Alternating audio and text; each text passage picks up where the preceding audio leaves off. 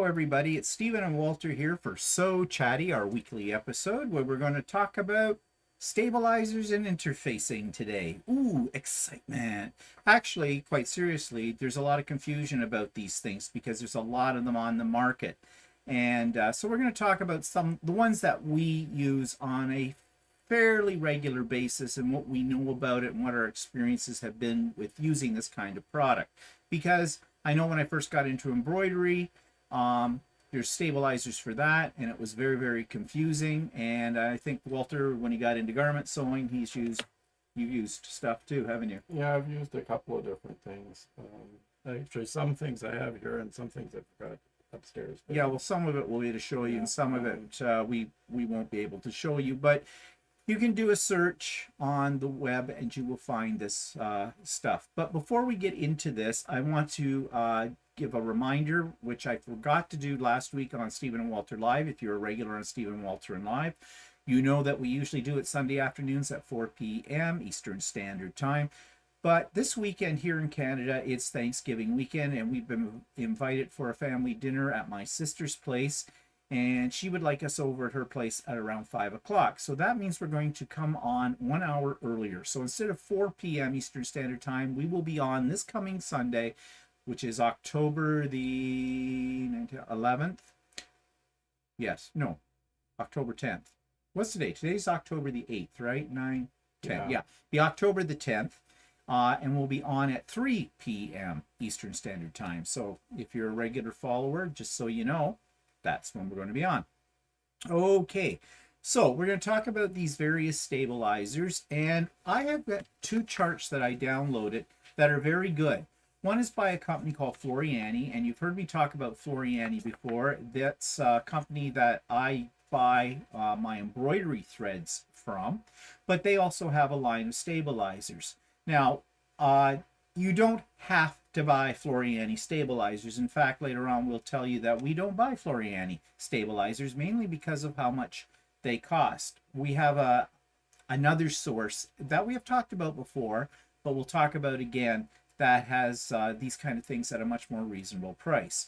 But you can download this chart for free online, and I've put a link to it in the show notes. And I've also put a link to a Pellon chart, which is about 14 pages long. It shows every one of their products, and this is interfacing and stabilizer, and they have a wide variety. And they're a good company, they're a good name, and they're readily available in most quilt stores or fabric stores, and even on Amazon and online as well. Now, of course, we're not going to talk about all 14 pages of this. We're just going to talk about the ones that we use. I'm just using these as a guide. So to start with, the one that comes up on this list first that I highlighted that we use is, oh, did you know they sell muslin? That one has muslin. Okay, a little side there. Anyways, they have a lightweight and a midweight and a heavyweight stabilizer. Yeah, but we don't use any of those. But I do want to talk about them. Okay. Because these are very common ones, and light, medium, and heavy, and it depends on your project. These are more for home decor. They have it listed under crafts and home decor stabilizers, but all three of these you have to sew in. And what is a stabilizer or an interface? Well, a stabilizer and interface basically gives structure to whatever you're making. It makes your fabric a little stiffer. So if you're doing something like a bag, for example, you might want to use stabilizer in that. And we'll talk about, there's different ones for those kind of applications. But why do you use interfacing in garment sewing? Well, for instance, if you're doing a shirt, you need structure for your collars. They have to be a little stiffer, right? So I use an interface there.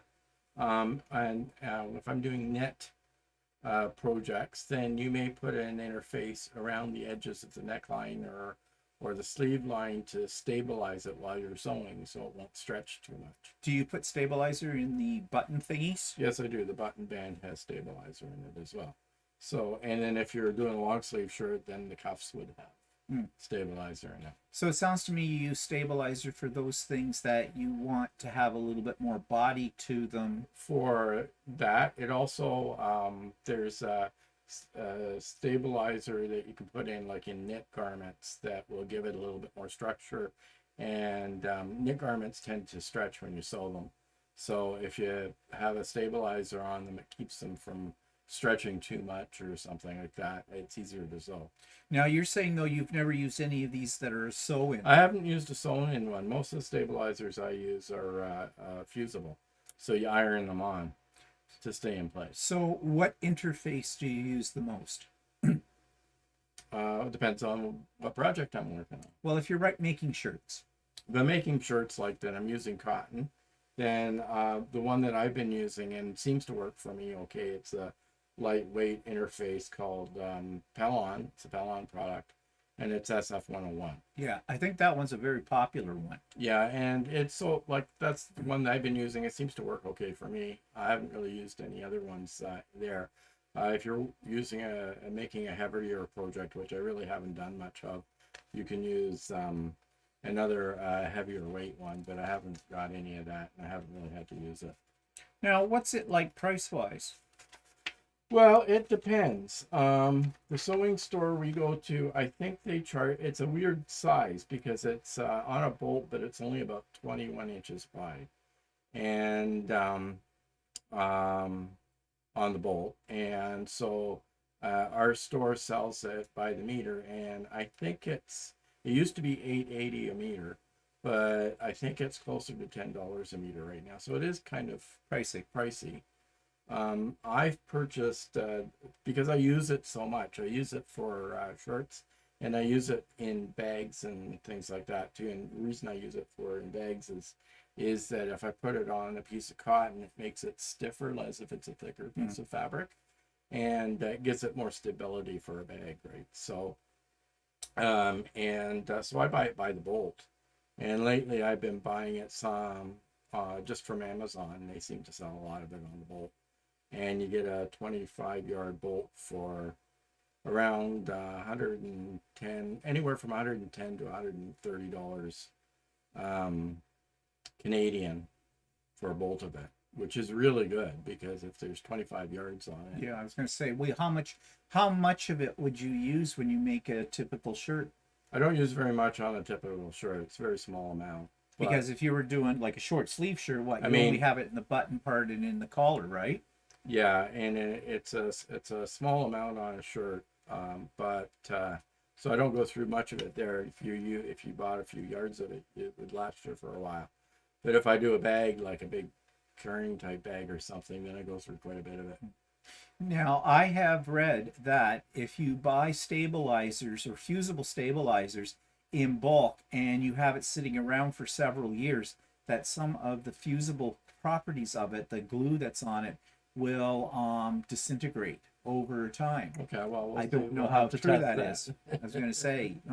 Now, when you put that on and it's a fusible, how do you put it on? Do you press it with a hot dry iron? Do you steam? How do you do it? Well, the instructions. I'm not sure what the instructions were for it I think it took my instructions out. They usually come with instructions. They tell you what to do. What they've taught us to do is just to press it on with a hot dry iron, and just to press it, not to iron it on. Just press it in place, because you don't really want the fabric to stretch while you're ironing it on. So if you push it from side to side, the fabric will stretch. You don't want that to happen. You just want to press straight down so that it presses the fabric in place, type of thing. And my experience is it doesn't really make much difference whether it's dry or if it's steam. Well, can you use too much heat? And why I ask that is because I have used some fusible types before where I went over, they often say hold the iron on it for like 10 seconds or something, move on to another spot. I held it for a little longer and it wouldn't stick. And on the ones that I've used, I haven't run into the problem where I've heated it too much and it's pulled off again. I've had it a couple of times where I haven't left it on long enough and it pulls away a bit. Yeah, well, I had that problem yesterday because I was using some fusible fleece, which we'll come to in a minute, and I held the iron on it for about 10-15 seconds and pressed all over it, and came back and let it cool off a little bit. I tried to pry it up and it just came right up. I had to hold it down for about 30 seconds. With fusible fleece, different, like the Pellon SF101, the one that I use for the shirts, it sticks fairly quickly. But fusible fleece is thicker. Yeah. It's a fleece product. And here's some of it here. It's kind of fuzzy. It's fuzzy and kind of thick. And it requires a fair bit of heat to stick it on something. So your iron has to be very hot. And you have to really kind of push down on it. And one thing I didn't do was really look at the instructions. Oh, yeah. So that might have helped. Okay, if I can get the... Often when you buy it on the roll, this is what you're going to get. The instructions are on a little piece of paper that's sort of wrapped around it, and it's continuous, so you can rip it at different spots. So it does say here... Oh, the French. I got the French. Okay, so it says Pellon Fusible Fleece is un villon de un face comme... Never mind. 100% polyester for light bond wool. Okay, where are the... Further down. This English? Oh, yes, here it is. Cut fusible fleece to desired size. Place on ironing surface with fusible side up. Wait. Place on ironing surface with fusible side up. Place fabric on top of fleece with right side up. To fuse, press firmly in place for approximately 10 seconds. Repeat lifting and slightly overlapping iron until all the interfacing is fused. Let fabric cool, then check them on. Okay, I needed to, and I use steam as well on what I was doing, and that seemed to make the bond with it. So yeah, well, actually, what happens is, well, with fusible fleece, I've done the same thing. I haven't followed their instructions. I put the fabric face down and the fusible side of the fleece on top of that. And then put the iron on top of that, right? And it requires a lot of heat for it to stick. But what they're telling you is to do it the other way around, so that you've got the fusible side sticking up and you put the fabric on top of it.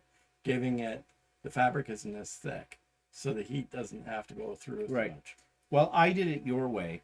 Yeah. And the other thought, here's why I do it that way, is because if you did not have your fusible fleece, any fusible product for that matter, cut exactly to the size of your fabric, let's say you had a little bit more and you're going to trim it off later, if you put it where the glue part is up and you get your iron on it, it's going to stick to your iron. And then you don't want that. And you don't want that, because that's going to be a bitch to clean off afterwards. Ask me how I know. You have to be very careful to make sure that the fusible side is not facing up to the iron. Now, if you want to avoid that problem, if you think you have it, let's say you're doing some applique and you were using a fusible stabilizer or interfacing on the back of it, and maybe your applique is fairly intricate, and you didn't get all the little pieces cut, whatever the size or whatever. Put an applique sheet, which is a Teflon sheet, or a piece of parchment paper. Or you could just do a scrap piece. Well, yeah, you could do whatever, or a scrap piece of cloth too, or whatever. But something like that, it acts as a barrier between this sticky stuff and your iron base. If you do get it on your iron base, you can get it off, but you're going to have to do a little scrubbing with it. And on a previous episode of So Chatty, we talked about how we clean our irons, and I have found that if you run your iron over a couple of dryer sheets, new ones, clean ones, not ones you've already used, that helps. And I often add a little steam to that, and that'll take a lot of stuff off your iron. But you can also use a Mr. Clean magic sponge as well. And I just lay the magic sponge down on top of my pressing mat, and I just take my iron and rub it back and forth over that, and that usually will get any fusible off the bottom of your iron. Of course, if you have an iron that has a Teflon base to it, I don't. So I don't know how those work. But anyways, you just got to be careful about that kind of thing, because you are dealing with glue. So why? Yeah, and the other thing was that some people say, okay, well, how do you know which side's sticky? Oh, yeah, that's a good question. Well, so it is actually very easy to tell. This is a bolt of Pellon SF101, and it has a smooth side and a rough side. And the rough side is the side that has glue on it. And that's true for any product. Yeah, the same with the fusible fleece too. It has a wait. Yes, it does. There it is. And you can definitely feel the difference. The rough side is your glue dots. So that's how you know. But sometimes you get, and this is what has happened to me. I've got my pieces all cut out. I'm going to fuse them, and for some reason I just forget and I flip it the wrong way, and then I have it stuck to my iron. So it's Actually, good the funny thing was this: first time I used the fusible interfacing was in a bag class, and the instructor went on for lengths about how to tell which side was sticky and how to make sure whatever you do, make sure you didn't have it turned the wrong way around and iron on top of it. So what does she do? Turns it the wrong way around. Yeah. First thing she does is stuck it down. Iron was stuck to the thing. She peeled it off. There was all kinds of gunk on her iron. She goes, "Well, I'm a lousy instructor. Don't do what I did. Do as I say, not as I do," kind of a thing. So just talking to here about the fusible fleece, why I was using it. I just made a Christmas table runner, which I'm going to show on next week's Idiot Quilter. And instead of putting batting in it, they called for fusible fleece. Part of the reason was the way this particular table runner was designed, and that's why it called for it.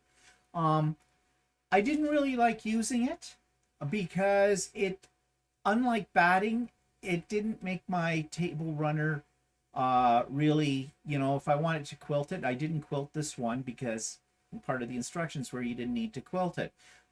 It wouldn't have given me really much to quilt with because this stuff's really thin, especially once you put an iron on it too. It flattens right down. Mm-hmm. I would have rather used spatilizer, but it was the nature of the pattern, and I thought, well, it's the first time I've done this pattern, so I better stick to what they want.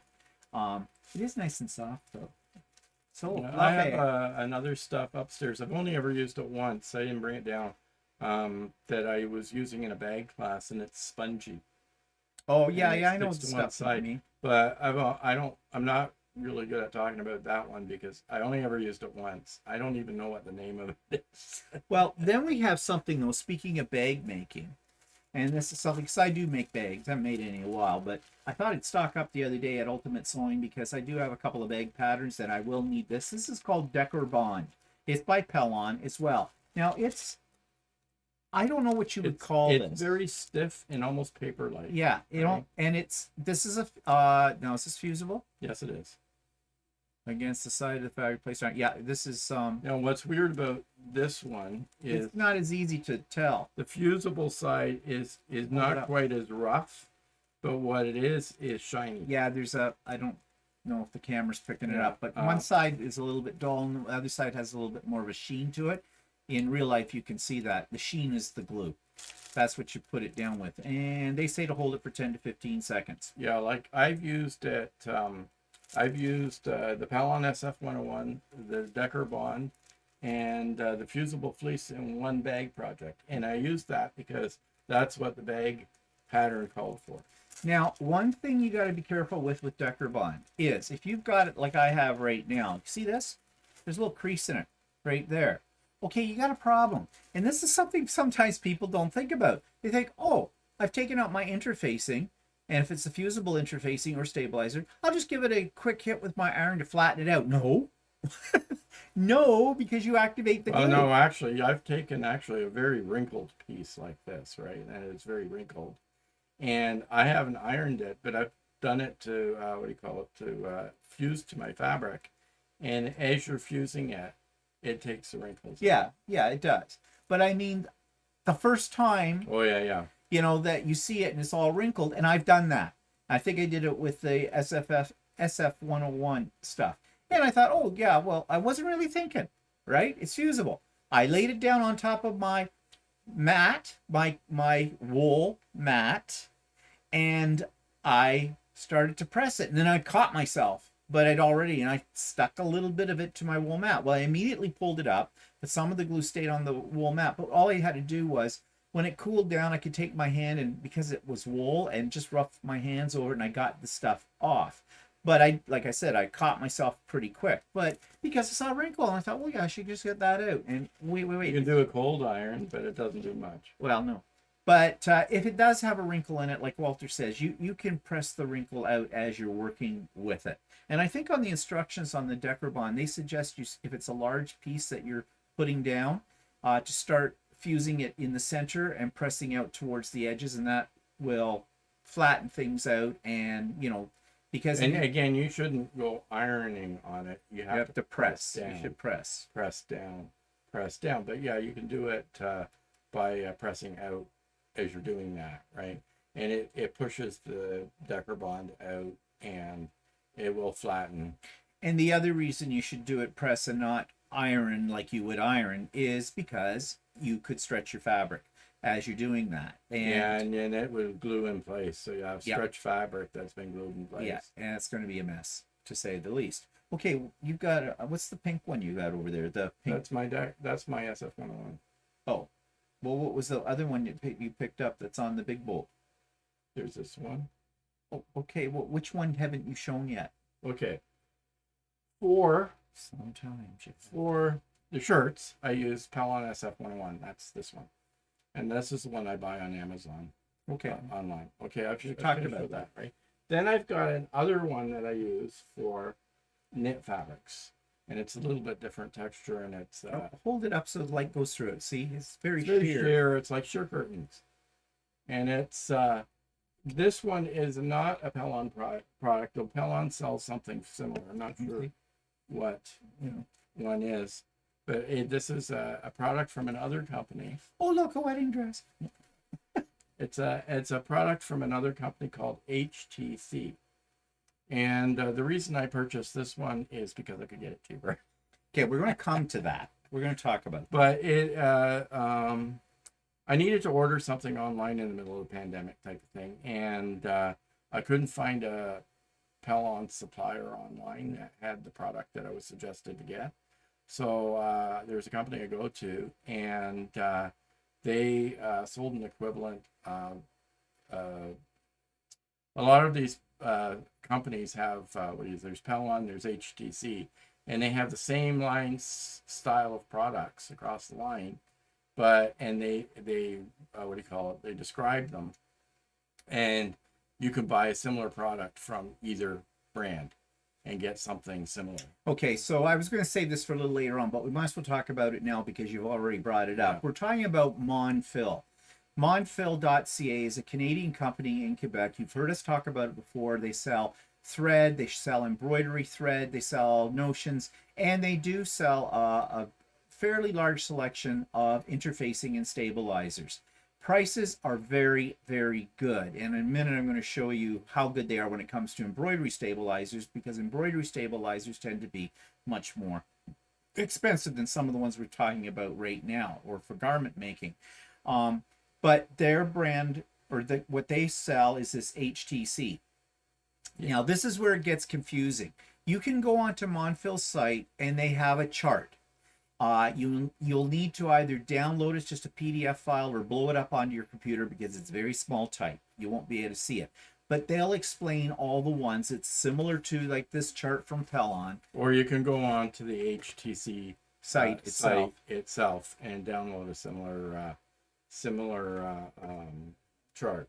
And you can, if you're used to using a Pellon product, you can go on and check the HTC if they have a similar product. If you happen to have that kind of product more available to you than the Pellon product or something like that. But Monfil itself as a site, their prices are very, very reasonable on stabilizers and interfacings, because interfacings and stabilizers can be very pricey.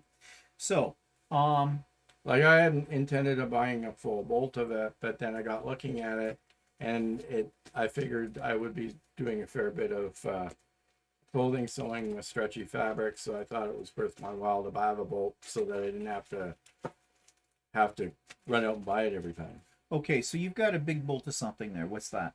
My big bolt of something is that pattern ease. Okay, explain pattern ease. Okay, so when you purchase a pattern like a that's got a tissue paper pattern, or even a PDF pattern if you have it, A lot of people like to trace their pattern onto something similar to tissue paper, and this is something called on HTC it's called Pattern Ease.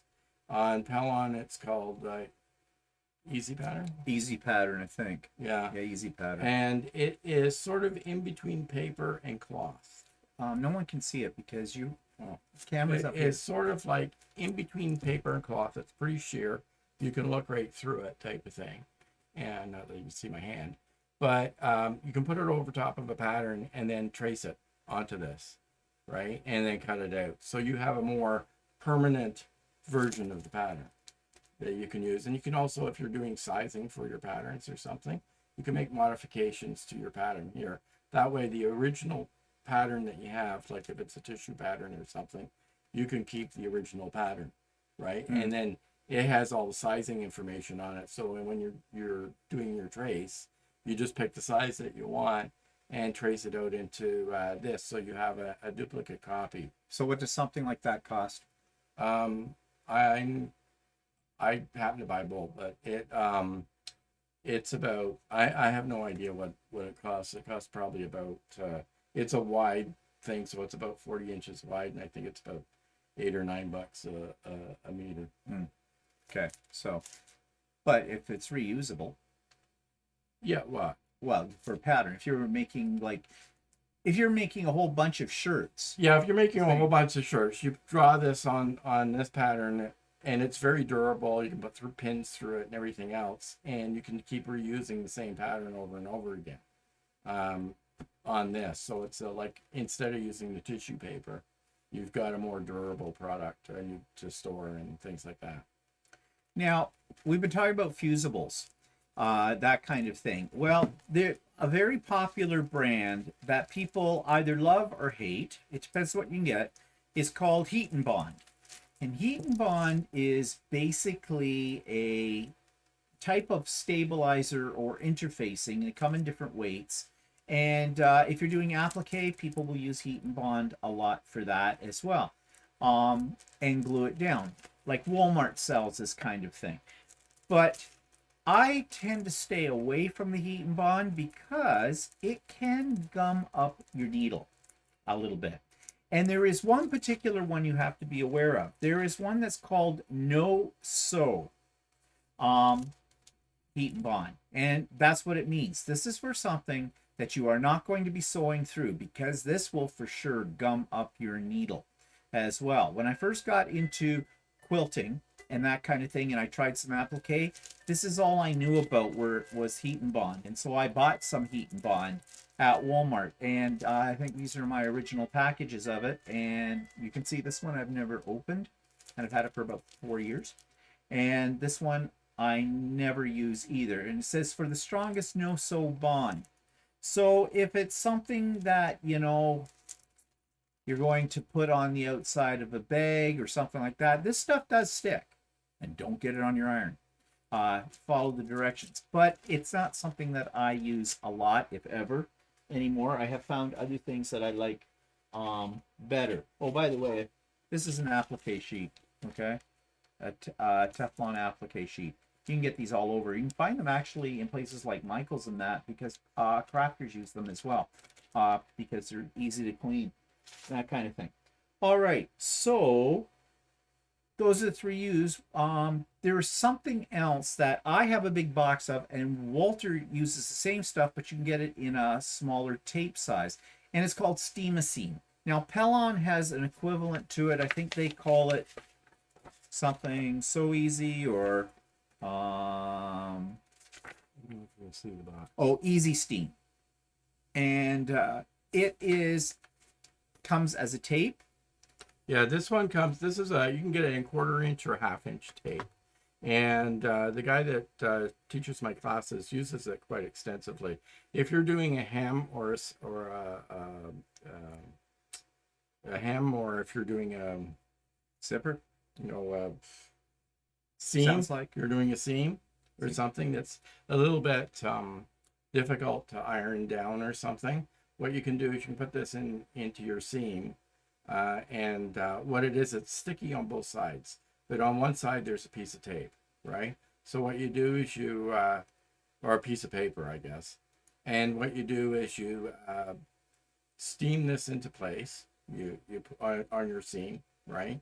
And then you peel the paper off on the other side, and then you close your hem up, and then you steam it again, and it basically glues your hem together. It's Right. basically a double-sided tape that is activated by heat. Right. And it glues your hem together. Now, it's supposedly semi-permanent with this, but on garments, I don't know how well it will totally stick a seam together. So what we do is we use it as a temporary bond and leave it in, and then just sew over top of it so that your seams are easier to create and they're more straight. Now, I've heard of people using it with zippers in bags and things to hold the zipper in place. They say it makes it easier when you put the zipper under your zipper foot, and sew that too. So Yeah, we've done that too. Is we put it under, it'll temporarily stick the zipper in place so that you can just go in and sew it, and it won't move or anything like that while you're sewing it. now you can buy Steam-A-Seam in bigger sizes in sheets. You can buy it by the meter. I actually bought a box of it, which cost me about $100 and something at the time. I think I got it from Amazon, because it's great to have for, like, if you do applique. People will use it a lot for applique.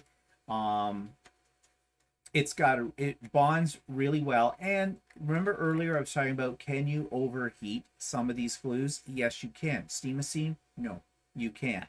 You can put as much heat on it as you want and it will stick. It is a really good product. It's not horribly expensive, but it's not really cheap either. So, but it's well worth it. It's been around for a long time, and it's a great product. Yeah, well, these boxes that I buy, I just buy them on Amazon usually, and it is 40 yards. 40 yards. These are 1/4-inch ones. 40 yards for about $11.50 or something Canadian. So it's less in US dollars. It's probably around $8 or $9 in US. So now, if you were going to use it for applique, and if you bought it by the meter or a big roll of it, it comes on one side of it. There's a grid sheet that you can use for if you're tracing things out or you're trying to measure. You can use the grid sheet to help you with that, and it works just like the tape does. You put it down on one side, and there's the protective paper on the other side. There's protective paper on both sides, actually, on this. You pull off the protective paper on one side to bond it to whatever you're going to bond it to, and then you just put your other piece on top of it, take the other piece off, and stick it down with that. It's a double-sided tape, basically, in sheet form. But one of the things that's really neat about Steam-A-Seam when you buy it in the sheet is placement. It'll be slightly sticky, but if you're trying to get your applique lined up in a certain spot on whatever your piece is, you can reposition it before you hit it with your iron. So if you got an applique that's a lot of little pieces that have to like overlap or have to be in a certain orientation for it all, you can lay it all out, adjust it all, and then hit it with the iron. So it kind of keeps your pieces in place but repositionable. So that's a nice feature of something like Steam-A-Seam. Actually, this stuff the Steam-A-Seam, the same product. You probably get a big roll and you can cut it into teeny tiny strips. Well, you could, but that's more convenient. But this is more convenient for if you're doing sewing. It is a little bit sticky on the one side, so there's the cameras up there. It is a little bit sticky on one side, so you can position it a little bit while you're before you hit it with the iron. Yeah, because once you hit it with the iron, then you're screwed. Okay, it's stuck. It's stuck real good. Yeah, that is one problem with it. I had a little piece of it laying on my pressing mat one time, and I was ironing a shirt on it, and I accidentally got a little piece of it stuck to the front of my shirt, and you can't get it off. You can't get it off. No, so beware of that. So you might think, oh, it's stuck on the wrong spot. I'll just add a little more heat and peel it up. No. Once the heat has hit it, it's forever. So just have to be a little careful with that. Yeah. Okay, now another thing about interfacing. A lot of times when people get a sewing machine that has decorative stitches on it, they're all excited about it and they want to use their decorative stitches. Well, you can't just take a piece of a single layer of fabric, place it under your needle, and run with your decorative stitches, because your fabric doesn't have any body to it, and it's going to all bunch up and pull. So you're going to need an interfacing for that. Now, if you are putting decorative stitching on a couple of layers of fabric, then you're okay. Then you're usually okay. But if you're just going to, let's say you were making a, I don't know, a napkin, and you weren't using two, you're using one piece of fabric. Okay, usually you use two pieces of fabric for a napkin, but let's say that decorative stitches may not even good enough on two pieces of fabric. no, it might not. You may need to use stabilizer. So which stabilizer would you use? You can use if it's depends on what if the other side If they're going to see the side of that. If you're going to see it, if it happens between two pieces of fabric, you could easily use the SF101. That's what I was going to say, SF101. Actually, what I tend to use is something is an embroidery stabilizer for that, but I'm not talking about making garments. You wouldn't want to use this when making garments. I would use a tearaway stabilizer. So that's a segue into stabilizers for embroidery. And there are many of them, and it's very confusing when you first get an embroidery machine. Now, the embroidery I'm talking about is machine embroidery and done with a machine. I'm not talking about decorative stitches on your sewing machine. I'm talking about embroidering out things on an embroidery machine. And one of the ones that I use a lot is called tearaway stabilizer, and you can see I use it a lot because this is a 100-yard roll, and this came from Monfil. This is 15 inches by 100 yards, which is funny because they're a Canadian company, but they measure things in yards. And this costs about $99 for a roll this size from Monfil. If you get over $100 though on Monfil, it's free shipping for Canada. Yeah. And it does come in two colors, white and black. I've never used black before. I always use white. I've used the black before. Why would you use the black? Maybe on dark fabric that you don't want to. I guess maybe if you have a dark sheer fabric, maybe. Yeah, then you probably would want to use that. I could see that. But it is what it says. It's like a paper. It's a little heavier than a regular paper, but it tears away when it's been sewn. You sew your embroidery over top of this, and then at the end, all around the edges, you just rip it off. Now, it can be very annoying to have to rip it off, depending on what you're doing with that piece. If that piece is going to get buried in between layers of fabric, let's say you were doing this, you were using this to create maybe an embroidered piece that you were going to put onto, say, a quilt or a wall hanging or something like that, or a bag, then you could, well, depending on how you're going to attach it, if you had two pieces of fabric, you had a backing fabric and a front fabric, no one's going to see this. If you were going to use it, you were going to applique your embroidered piece onto, say, the front of a bag or something, no one's going to see this. It'll be covered up. So you don't have to worry about getting out every little piece between every little space. Just get the stuff out from around the edges of it. But if you were going to, like it was, the backing is going to be seen, like something like a freestanding lace embroidery pattern, which is basically doesn't go on any fabric at all. It is all thread. Then you need something like this big mother of a roll. And this is called water soluble stabilizer.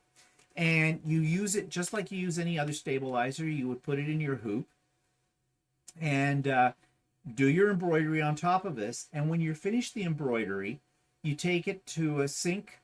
That's how I do it. Just immerse it for about 30 seconds in lukewarm water in a sink, swish it around a little bit, take it out, and then lay it flat and let it dry. And all of this dissolves out of it. And what I actually do with the piece as well is I put it between two pieces of paper towel and press it just for a few seconds with a hot iron. sometimes give it a little bit of steam. And then I let it sit, and in about an hour or two, your piece is completely dry, and there is no stabilizer left in it. Now, one of the advantages of this is glue. This whole thing is glue. Yeah, actually, when it dissolves, it's kind of sticky. Yeah, it's feeling, sticky. Now, depending on how much of it you rinse out of whatever you've made will determine how stiff the piece is. So there are some things you might do in embroidery that are called freestanding applique, where you do use some fabric, but you put the pieces together, and you might want it to stand up. Well, then you just rinse out a little less of this. So the more that comes out, the softer your piece is going to be. But this will also work in things where you need to grip your embroidery, give it something to hang on to, but you don't want it to stay in. So say you were doing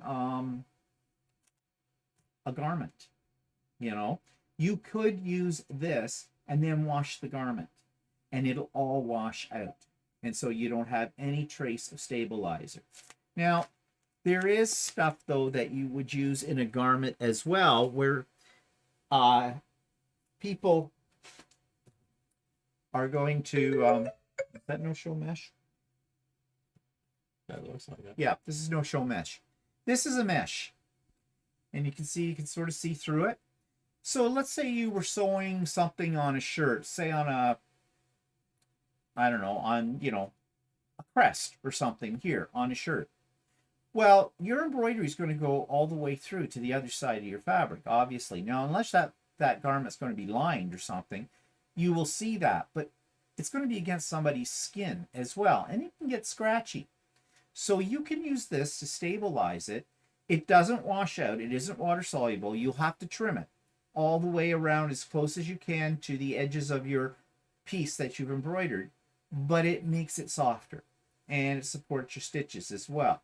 And it's called no-show mesh because it's meant for a part on a garment or on some object that people are never going to see. I mean, unless somebody walks up to you and opens up your shirt and goes, "Hey, what's that? Look, it's embroidered." Okay, so that's why you would use that.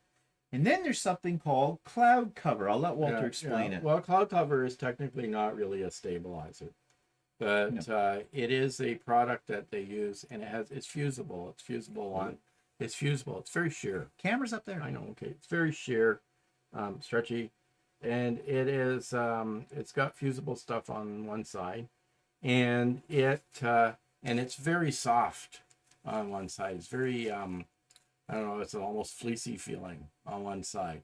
And what the people will do is they will stick this over top of the embroidery on the inside of a garment, and it gives it a lighter feel against your skin. Okay.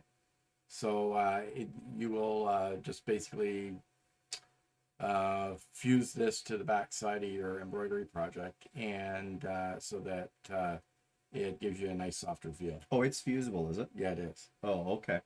So now, another thing is this. It looks like saran wrap. It is not. This, if you were going to embroider a hand towel, and you've got a lot of fluff in a hand towel, like what or do they call anything that has pile to it, the nape or whatever they call it, fleecy stuff or something, then you use your regular stabilizer underneath, but you put this on top, and what it does is as your needle is going through, this gets punched down, but it keeps the fluffiness from compressing.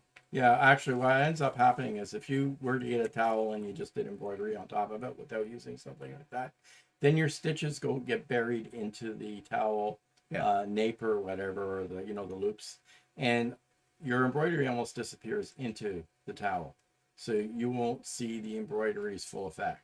So what that does is it keeps your stitches from going in too far onto the towel, so that you can see the full embroidery. Now, how do you remove this? Well, this is removed with heat. So after you finished your embroidery, Or the water soluble. The ones that I got from Monfil are water soluble. Well, this one's a heat one. Okay, I have one that's water I didn't know they had one that was water soluble. Yeah.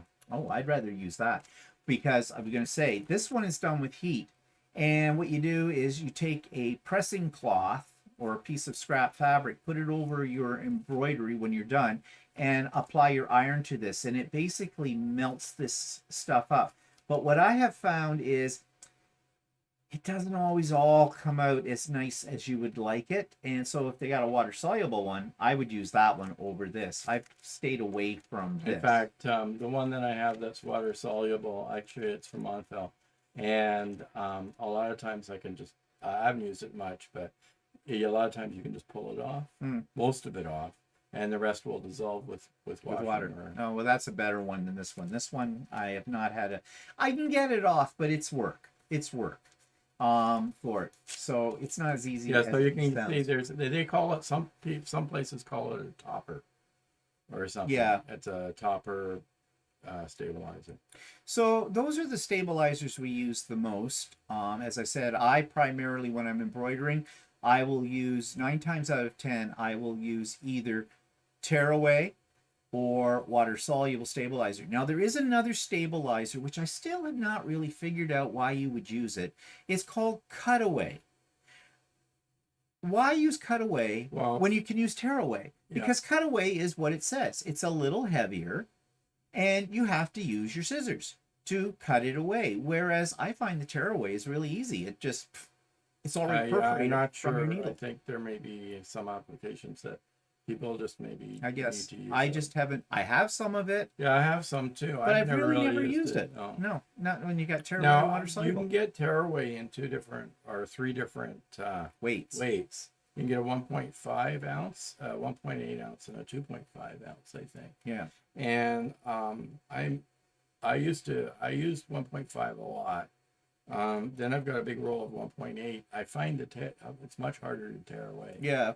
With the 1.8. Well, it's heavier. And I think I would probably prefer the 1.5. See, I think I've tried the 1.8 before. I might have some of it laying around. I don't know, but I prefer the 1.5, the lighter one.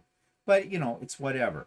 So basically, bottom line is, if you have to use interfacing or if you have to use stabilizer, then go and download these charts. Plus, with embroidery stabilizer, depending on what project you're doing and how many stitches it has, you may have to use more than one layer. Sheets.